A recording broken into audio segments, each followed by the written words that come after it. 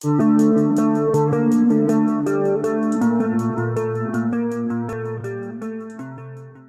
seorang pemuda yang tak sengaja menyerempet pasangan suami istri yang akan menyeberang mendadak viral. Pasalnya, hal yang dilakukan pemuda tersebut usai jatuh mendapat banyak pujian dari netizen. Video detik-detik pemuda itu jatuh usai menyerempet pasangan suami istri yang hendak menyeberang itu diunggah oleh akun Instagram @timelaijowo pada Rabu, tanggal 12 Januari tahun 2022. Dalam rekaman CCTV itu memperlihatkan jalan raya yang tak terlalu besar. Sepasang suami istri yang mengendarai sepeda motor sambil membawa rumput terlihat berhenti untuk menyeberang. Lalu saat akan menyeberang, tiba-tiba ada pemuda yang mengendarai motor KLX dengan kecepatan tinggi.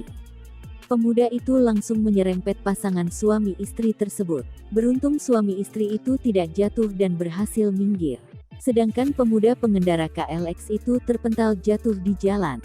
Namun sikap pemuda itu malah mengagetkan, pemuda yang jatuh itu bangun. Lalu berjalan menuju pasangan suami istri dan meminta maaf sambil menyalami tangan si bapak serta ibu itu. Bahkan dengan terlatih, pemuda itu berjalan ke tengah-tengah untuk mengambilkan rumput si bapak yang jatuh di jalan.